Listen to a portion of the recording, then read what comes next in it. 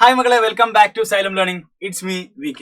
ഓരോ ചാപ്റ്ററിലെയും ഏറ്റവും പ്രധാനപ്പെട്ട ചോദ്യങ്ങളും അതിന്റെ ഉത്തരങ്ങളുമാണ് നമ്മൾ ഈ വീഡിയോ ഡിസ്കസ് ചെയ്യാൻ വേണ്ടി പോകുന്നത്. സോ സാർക്ക് ഒരു കാര്യം പറയാനുണ്ട്, അതായത് നിങ്ങൾ ഒന്നും പഠിക്കാതെ നിങ്ങളുടെ ഫ്രണ്ട്സിനെ ഒന്ന് ഈ വീഡിയോ അയച്ചു കൊടുക്കുക. ഓക്കെ, അപ്പൊ നമുക്ക് എന്താ ഓരോ ചോദ്യത്തിലോട്ടും പെട്ടെന്ന് തന്നെ പോവാം. Yes, our first question is what is coordination? അതായത് ഒന്നാമത്തെ ചാപ്റ്ററിലെ ഏറ്റവും അവസാന ഭാഗത്താണ് നമ്മൾ ഈ ഒരു കോൺസെപ്റ്റിനെ കുറിച്ച് പഠിക്കുന്നത്. സോ ചോദ്യം ഇതാണ്, എന്താണ് കോർഡിനേഷൻ? കോർഡിനേഷൻ ഏതെങ്കിലും 3 ഫീച്ചേഴ്സ് എക്സ്പ്ലെയിൻ ചെയ്യാൻ വേണ്ടി പറഞ്ഞു. അപ്പൊ മക്കളെ ശ്രദ്ധിക്കുക, ഒരു 4 മാർക്കിന് ചോദിക്കാൻ സാധ്യതയുള്ള ഒരു ചോദ്യമാണ്. ഇത് ഒരു ഷോർട്ടസ്റ്റ് രീതിയിൽ ചോദ്യങ്ങളായിട്ട് വരാൻ സാധ്യതയുണ്ട്. സോ ഈ ഒരു ചോദ്യം നിങ്ങൾ ഉറപ്പായിട്ടും പഠിച്ചു വെക്കുക, അതിന്റെ ഉത്തരം കൃത്യമായിട്ട് പഠിച്ചു വെക്കുക. അപ്പോൾ ക്യാരക്ടറിസ്റ്റിക്സ് ഓഫ് കോർഡിനേഷനിൽ വരുന്നത് കോർഡിനേഷൻ എന്ന കോൺസെപ്റ്റ് കൃത്യമായിട്ട് മനസ്സിലാക്കി വെക്കുക. Integration of all managerial activities in A organisation. ഒരു ഓർഗനൈസേഷനിലെ മാനേജറിയൽ ആക്ടിവിറ്റീസിനെ ഇന്റഗ്രേറ്റ് ചെയ്യുന്ന പ്രോസസ്സാണ് കോർഡിനേഷൻ എന്ന് പറയുന്നത്. സോ കോർഡിനേഷന്റെ ക്യാരക്ടറിസ്റ്റിക്സിലേക്ക് വന്നു കഴിഞ്ഞാൽ coordination integrates group efforts, coordination ensures unity of action, coordination is A continuous process എന്നിങ്ങനെ ഒരു 3 പോയിന്റ് നിങ്ങൾ ഉറപ്പായിട്ടും പഠിച്ചു വെക്കുക. ഒരു ഷോർട്ട് എസ്സേ ആയിട്ട് ചോദിക്കാൻ സാധ്യതയുണ്ട്. ഒരു 4 മാർക്ക് അല്ലെങ്കിൽ ഒരു 3 മാർക്കിനായിട്ട് ചോദ്യങ്ങൾ വരാൻ സാധ്യതയുണ്ട്. സോ അത് കൃത്യമായിട്ട് നോട്ട് ചെയ്ത് വെക്കുക. ഇനി അടുത്ത ചോദ്യം എന്ന് പറയുന്നത് explain any 8 principles of management given by Henri Fayol. അതായത് ഹെൻറി ഫയോൾ സ്റ്റേറ്റ് ചെയ്തിട്ടുള്ള ഏതെങ്കിലും 8 പ്രിൻസിപ്പിൾസ് ആണ് നിങ്ങളോട് എഴുതാൻ വേണ്ടി പറഞ്ഞിട്ടുള്ളത്. നമുക്കറിയാം 14 പ്രിൻസിപ്പിൾസ് ആണ് ഹെൻറി ഫയോളിന്റെ പ്രിൻസിപ്പിൾസ് ഓഫ് മാനേജ്മെന്റ് എന്ന് പറയുന്നത്. സോ അതിൽ 8 ആണ് നിങ്ങൾ കൃത്യമായിട്ട് പഠിച്ചു വെക്കുക. ഓൾറെഡി നമ്മൾ പല ലൈവ് ക്ലാസ്സുകളിലൊക്കെ തന്നെ അത് പഠിക്കാൻ വേണ്ടിയിട്ടുള്ള കോഡും കാര്യങ്ങളൊക്കെ കൊണ്ടുവന്നിട്ടുണ്ട്. സോ ഇതിൽ ഏതെങ്കിലും നിങ്ങൾക്ക് ഇഷ്ടപ്പെട്ട, അതായത് ഈ കോഡ് യൂസ് ചെയ്ത് കഴിഞ്ഞാൽ ഉറപ്പായിട്ടും ഡാഡ് യൂസ് USSR OIC എന്ന കോഡ് യൂസ് ചെയ്തുകൊണ്ട് ഉറപ്പായിട്ട് നിങ്ങൾക്ക് ആ 14 പ്രിൻസിപ്പിൾ തന്നെ പഠിക്കാൻ വേണ്ടി സാധിക്കും. പക്ഷെ അവിടെ 8 ചോദിച്ചിട്ടുള്ളൂ. അപ്പൊ നിങ്ങൾ 8 എഴുതി എക്സ്പ്ലെയിൻ ചെയ്താൽ മതി. ഓക്കെ, പിന്നെ ശ്രദ്ധിക്കേണ്ടത് ഇതിൽ എക്സ്പിരിറ്റ് ഡീകോപ്സ് എന്ന് പറഞ്ഞ കോൺസെപ്റ്റ് സെപ്പറേറ്റ് ആയിട്ട് ചോദിക്കാറുണ്ട്. സോ അതെന്താണെന്ന് കൃത്യമായിട്ട് നിങ്ങൾ മനസ്സിലാക്കി വെക്കുക. ഇനി നമ്മൾ അടുത്ത ചോദ്യം എന്ന് പറയുന്നത് mention the various dimensions of business environment. നമ്മൾ 3ാമത്തെ ചാപ്റ്ററിലേക്ക് വന്നു കഴിഞ്ഞാൽ ഡയമെൻഷൻസ് ഓഫ് ബിസിനസ് എൻവയോൺമെന്റുമായി ബന്ധപ്പെട്ട് ഒരു ഷോർട്ട് എസ്സേ ചോദിക്കാൻ സാധ്യതയുണ്ട്. ഓക്കെ, ഒരു ഷോർട്ട് എസ്സേ അല്ലെങ്കിൽ ഒരു മാച്ച് ദ ഫോളോയിങ് ചോദിക്കാനാണ് സാധ്യത. മാച്ച് ദ ഫോളോയിങ് ക്വസ്റ്റൻ ആയിട്ട് ചോദിക്കാൻ സാധ്യതയുണ്ട്. സോ ആ കോൺസെപ്റ്റ് നിങ്ങൾ കൃത്യമായിട്ട് പഠിച്ചു വെക്കുക. ഏതൊക്കെ ഡയമെൻഷൻസ് ആണുള്ളത്? Economic environment, technological environment, legal environment, social environment and political environment എന്ന കോഡ് യൂസ് ചെയ്തുകൊണ്ടാൽ നിങ്ങൾക്ക് ഈ ഒരു കോൺസെപ്റ്റ് നിങ്ങൾ പഠിച്ചു വെക്കുക. കൂടാതെ സ്ലെപ്റ്റ് എന്ന കോഡ് യൂസ് ചെയ്ത് കഴിഞ്ഞാൽ നിങ്ങൾക്ക് കോൺസെപ്റ്റ് പഠിക്കാൻ വേണ്ടി പറ്റും. അപ്പോൾ ഒരു കോഡും സാർ തരുന്നുണ്ട്, അത് സിമ്പിൾ ആയിട്ട് പഠിച്ചു വെക്കുക. എന്താണ് സ്ലെപ്റ്റ് എന്ന കോഡ് യൂസ് ചെയ്ത് കഴിഞ്ഞാൽ ഈ ഒരു 5 കോൺസെപ്റ്റ് നിങ്ങൾക്ക് പഠിച്ചു വെക്കാൻ വേണ്ടി പറ്റും. സോ അത് മിസ്സാക്കരുത് കേട്ടോ.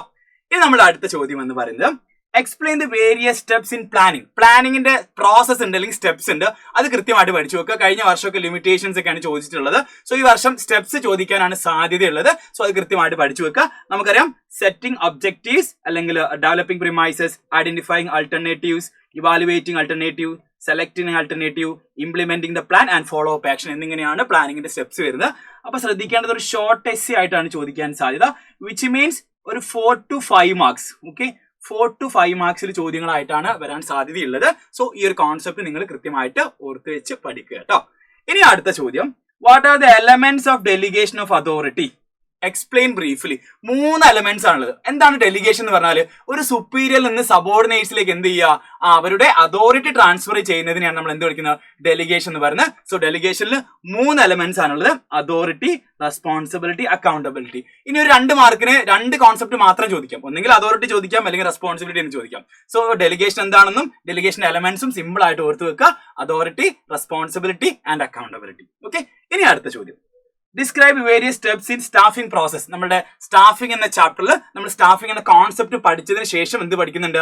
സ്റ്റാഫിംഗിന്റെ പ്രോസസ്സ് പഠിക്കുന്നുണ്ട്. വളരെ പ്രധാനപ്പെട്ടതാണ് മക്കളെ. ഒരു എസ്സേ ഒക്കെ ആയിട്ട് ചോദിക്കാൻ സാധ്യതയുള്ള ഒരു കോൺസെപ്റ്റ് ആണ്. അപ്പൊ അത് ഉറപ്പായിട്ട് നിങ്ങൾ പഠിച്ചു വെക്കണം. എന്തൊക്കെയാണ് സ്റ്റാഫിംഗിന്റെ പ്രോസസ് എന്ന് പറയുന്നത്? First one is estimating the man power requirements, recruitment, selection, placement and orientation, training and development, performance appraisal, promotion and career planning, compensation എന്നിങ്ങനെ 8ഓളം വരുന്ന സ്റ്റേജസ് ആണ് അല്ലെങ്കിൽ പ്രോസസ് ആണ് സ്റ്റാഫിംഗിലുള്ളത്. ഉറപ്പായിട്ട് ഒരു 8 മാർക്കിന് ചോദിക്കാൻ സാധ്യതയുള്ള വളരെ പ്രധാനപ്പെട്ട ഒരു കോൺസെപ്റ്റ് ആണ് സ്റ്റാഫിംഗിന്റെ പ്രോസസ് എന്ന് പറയുന്നത്. സോ അത് നിങ്ങൾ മിസ് ചെയ്യരുത്, ഉറപ്പായിട്ട് നിങ്ങൾ പഠിച്ചു വെക്കുക. ഓക്കെ, ഇനി നമ്മുടെ അടുത്ത ചോദ്യം എന്ന് പറയുന്നത് discuss Maslow's need hierarchy theory of motivation with the help of A diagram. നമുക്കറിയാം ഒരു ഡയഗ്രത്തിന്റെ സഹായത്തോട് കൂടിയിട്ട് മാസ്ലോസ് നീഡ് ഹയറാർക്കി തിയറി എന്താണെന്ന് മെൻഷൻ ചെയ്യുക. നമുക്ക് കൃത്യമായിട്ട് അറിയാം Maslow's hierarchy theory of needs എന്ന് പറയുന്നത് എന്താണ്? നമുക്കറിയാം 5 ബേസിക് നീഡ്സ് ഉണ്ട്. അപ്പൊ മാസ്ലോ സ്റ്റേറ്റ് ചെയ്തിട്ടുള്ള 5 ബേസിക് നീഡ്സ് എന്തൊക്കെയാണ്? അത് കൃത്യമായിട്ട് ഒരു ഡയഗ്രത്തിന്റെ സഹായത്തോട് കൂടിയിട്ടാണ് എക്സ്പ്ലെയിൻ ചെയ്യാൻ വേണ്ടി പറഞ്ഞിട്ടുള്ളത്. ഈ ഒരു ചോദ്യത്തിന്റെ പ്രത്യേകത എന്ന് പറയുന്നത് പലതവണ പരീക്ഷയ്ക്ക് റിപ്പീറ്റഡ് ആയിട്ട് ചോദിച്ചിട്ടുള്ള ഒരു ക്വസ്റ്റ്യൻ കൂടിയാണ്. മാച്ച് ദ ഫോളോയിങ് ആയിട്ട് വന്നിട്ടുണ്ട്, ഒരു ഷോർട്ട് എസ്സേ ആയിട്ട് വന്നിട്ടുണ്ട്. സോ ഈ ചോദ്യം നിങ്ങൾ എന്തായാലും എക്സ്പെക്ട് ചെയ്യാവുന്ന ഒരു ചോദ്യം തന്നെയാണ്. അപ്പൊ ഈ ഒരു ചോദ്യം പഠിക്കാൻ വേണ്ടിയിട്ട് സെൽ SP എന്ന കോഡ് യൂസ് ചെയ്ത് കഴിഞ്ഞാൽ നിങ്ങൾക്ക് എന്താക്കാം, ഈ ഒരു ചോദ്യത്തിന് ആൻസർ പഠിക്കാൻ വേണ്ടി പറ്റും. ഓരോന്നിന്റെയും ഫസ്റ്റ് ലെറ്റർ എടുത്തു കഴിഞ്ഞാൽ മതി കേട്ടോ. സെൽ SP എന്ന കോഡ് യൂസ് ചെയ്ത് കഴിഞ്ഞാൽ നിങ്ങൾക്ക് ഈ ഒരു കോൺസെപ്റ്റിന്റെ ചോദ്യത്തിന് ആൻസർ നിങ്ങൾക്ക് പഠിക്കാൻ വേണ്ടി പറ്റും. Okay, yes. ഇനി നമ്മുടെ അടുത്ത ചോദ്യം എന്ന് പറയുന്നത് briefly explain the first 4 steps in the process of controlling. കൺട്രോളിംഗിന്റെ പ്രോസസ്സ് നമ്മൾ നേരത്തെ സ്റ്റാഫിംഗിന്റെ പ്രോസസ്സ് പറഞ്ഞു, പ്ലാനിംഗ് പ്രോസസ് ഒക്കെ പറഞ്ഞിട്ട് അതേപോലെ തന്നെ വളരെ ഇമ്പോർട്ടന്റ് ആയിട്ടുള്ള കോൺസെപ്റ്റ് ആണ് കൺട്രോളിംഗിന്റെ പ്രോസസ്സ് എന്ന് പറയുന്നത്. അപ്പൊ നമുക്കറിയാം first one is setting standards ആണ്, second one is measurement of actual performance, comparing of actual performance, analysing deviation, taking corrective action എന്നിങ്ങനെയാണ് കൺട്രോളിംഗിന്റെ പ്രോസസ്സ് വരുന്നത്. മക്കളെ ഇതൊരു 4 മാർക്കിന്റെ ചോദ്യമായിട്ട് വരാൻ സാധ്യതയുണ്ട്. അപ്പൊ ഈ ഒരു കോൺസെപ്റ്റ് നിങ്ങൾ ഉറപ്പായിട്ടും പഠിച്ചു വെക്കാം. ഓക്കെ, ഇനി അടുത്ത ചോദ്യം, the concept refers to the mix between owners fund and borrowed fund in the capitalisation. അതായത് ഓണേഴ്സ് ഫണ്ടിന്റെയും ബോറോഡ് ഫണ്ടിന്റെയും കോമ്പിനേഷനെ അല്ലെങ്കിൽ മിക്സിനെ നമ്മൾ എന്ത് വിളിക്കുന്നു, ഐഡന്റിഫൈ ഇട്ട് എന്ന് ചോദിച്ചിട്ടുണ്ട് ഫസ്റ്റ് ക്വസ്റ്റൻ ആയിട്ട്. That is capital structure. Okay, that is capital സ്ട്രക്ചറിനെയാണ് നമ്മൾ എന്ത് വിളിക്കുന്നത്, ഓണേഴ്സ് ഫണ്ടിന്റെയും ബോറോഡ് ഫണ്ടിന്റെയും കോമ്പിനേഷൻ അല്ലെങ്കിൽ മിക്സിനെയാണ് നമ്മൾ എന്ത് വിളിക്കുന്നത്, ക്യാപിറ്റൽ സ്ട്രക്ചർ എന്ന് പറയുന്നത്. ചോദ്യം ഇതാണ്, explain the various factors that effect it. അതായത് ക്യാപിറ്റൽ സ്ട്രക്ചറിനെ എഫക്ട് ചെയ്യുന്ന ഫാക്ടേഴ്സ് ഏതൊക്കെയാണ് അല്ലെങ്കിൽ ഘടകങ്ങൾ ഏതൊക്കെയാണ്. ഒരുപാട് ഫാക്ടേഴ്സ് ഉണ്ട്, 11 വരുന്ന ഫാക്ടേഴ്സ് ഉണ്ട്. അപ്പൊ അതിൽ ഏതെങ്കിലും 8 എസ്ഐക്ക് ചോദിക്കുകയാണെങ്കിൽ 8 നിങ്ങൾ ഓർത്ത് വെക്കുക. Trading on equity, cash flow position, interest coverage ratio, അതേപോലെ തന്നെ control, return on investment, flotation cost, flexibility, then cost of debt, stock market condition, tax rate, regulatory framework. 11 ഉണ്ടെന്ന് വിചാരിച്ചിട്ട് ഒരുപാട് ഉണ്ടെന്ന് വിചാരിച്ചിട്ട് സ്കിപ്പ് ചെയ്യരുത്. എസ്ഐ ചോദിക്കാൻ സാധ്യതയുള്ള സ്റ്റാഫിംഗിന്റെ പ്രോസസ്സ് പോലെ ചോദിക്കാൻ സാധ്യതയുള്ള ഒരു കോൺസെപ്റ്റ് ആണ് ക്യാപിറ്റൽ സ്ട്രക്ചറുമായി ബന്ധപ്പെട്ടത്. അപ്പൊ ക്യാപിറ്റൽ സ്ട്രക്ചറുമായി ബന്ധപ്പെട്ട 2 കോൺസെപ്റ്റ് വേറെ ഉണ്ട്, ഫിക്സഡ് ക്യാപിറ്റലും വർക്കിംഗ് ക്യാപിറ്റലും. അപ്പൊ ജസ്റ്റ് ഒന്ന് നോട്ട് ചെയ്ത് വെക്കുക, ഫിക്സഡ് ക്യാപിറ്റൽ എന്താണെന്നും വർക്കിംഗ് ക്യാപിറ്റൽ എന്താണെന്നും. Okay, yes. ഇനി നമ്മൾ അടുത്ത ചോദ്യം, what are the key elements of 4 P's of marketing. Marketing ആണ് നമ്മുടെ +2 ബിസിനസ് സ്റ്റഡീസിൽ ഏറ്റവും വെയിറ്റേജ് ഉള്ള ചാപ്റ്റർ. അപ്പൊ ഡയറക്റ്റ് ആയിട്ട് ചോദിച്ചിട്ടുണ്ട് എന്തൊക്കെയാണ് 4 P's ഓഫ് മാർക്കറ്റിംഗ് എന്ന കോൺസെപ്റ്റിലുള്ള എലമെന്റുകൾ എന്തൊക്കെയാണെന്ന് കൃത്യമായിട്ട് ചോദിച്ചിട്ടുണ്ട്. അപ്പം ഈ ഒരു 4 P's കൃത്യമായിട്ട് പഠിച്ചു വെക്കുക. Product, price, promotion, place. അപ്പോൾ പ്രൊഡക്റ്റിന്റെ കേസിൽ എടുക്കുകയാണെങ്കിൽ നിങ്ങൾ ജസ്റ്റ് കോൺസെപ്റ്റ് മാത്രം എക്സ്പ്ലെയിൻ ചെയ്താൽ പോരാ, അതിന്റെ പ്രൊഡക്റ്റിന്റെ ക്ലാസിഫിക്കേഷൻസ് വരുന്നുണ്ട്. അപ്പൊ ജസ്റ്റ് ഒരു ചാർട്ട് പോലൊക്കെ ഇത് വരച്ച് എസ്ഐക്ക് ചോദിക്കുകയാണെങ്കിൽ ചാർട്ട് പോലൊക്കെ വരച്ച് പ്രസന്റ് ചെയ്യാം. ഇനി പ്രൈസിന്റെ കേസിൽ ചോദിക്കുകയാണെങ്കിൽ പ്രൈസിംഗ് എന്താണെന്ന കോൺസെപ്റ്റ് കൃത്യമായിട്ട് എഴുതുക, അതിനുശേഷം പ്രൈസിംഗ് എന്താണെന്ന് ജസ്റ്റ് എഴുതുക. പിന്നെ പ്രൊമോഷന്റെ കേസ് വരുന്ന സമയത്ത് നമുക്കറിയാം പ്രൊമോഷണൽ മിക്സുകൾ ഉണ്ട്. അപ്പൊ ആ മിക്സുകൾ ഏതൊക്കെയാണെന്ന് ജസ്റ്റ് മെൻഷൻ ചെയ്യുക.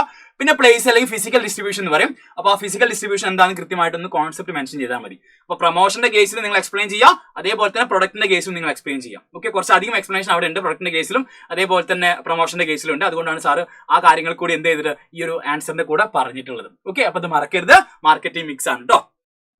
ഇനി അടുത്ത ചോദ്യം, സ്റ്റേറ്റ് 3 റെസ്പോൺസിബിലിറ്റി ഓഫ് കൺസ്യൂമേഴ്സ്. കൺസ്യൂമേഴ്സിന്റെ റെസ്പോൺസിബിലിറ്റീസ് എന്തൊക്കെയാണ്? പ്രീവിയസ് ഇയർ ക്വസ്റ്റ്യൻ പേപ്പർ ഒക്കെ എടുത്ത് നോക്കി കഴിഞ്ഞാൽ നമുക്ക് മനസ്സിലാവും കൺസ്യൂമേഴ്സിന്റെ റൈറ്റ്സിനെ കുറിച്ച് ഒരുപാട് വർഷം ചോദിച്ചിട്ടുണ്ട്. അപ്പൊ ഈ വർഷം നമുക്ക് എക്സ്പെക്ട് ചെയ്യാൻ സാധ്യതയുള്ള ഒരു ക്വസ്റ്റ്യൻ എന്ന് പറയുന്നത് കൺസ്യൂമേഴ്സിന്റെ റെസ്പോൺസിബിലിറ്റീസ് എന്തൊക്കെയാണ്.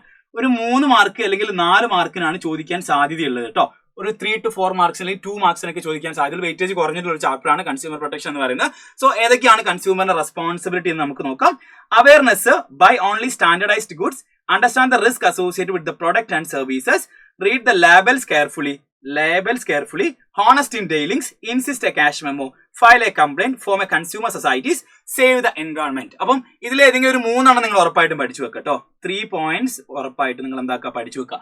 3 points പഠിച്ചു വെക്കുക. അതോടൊപ്പം അതിന്റെ എക്സ്പ്ലനേഷൻ ഒന്നും കൂടി ഒന്ന് ഓർത്ത് വെക്കാൻ വേണ്ടി ശ്രദ്ധിക്കുക. അപ്പൊ 3 മാർക്ക് അല്ലെങ്കിൽ 4 മാർക്കിനൊക്കെ ചോദിക്കാൻ സാധ്യതയുള്ളൂ.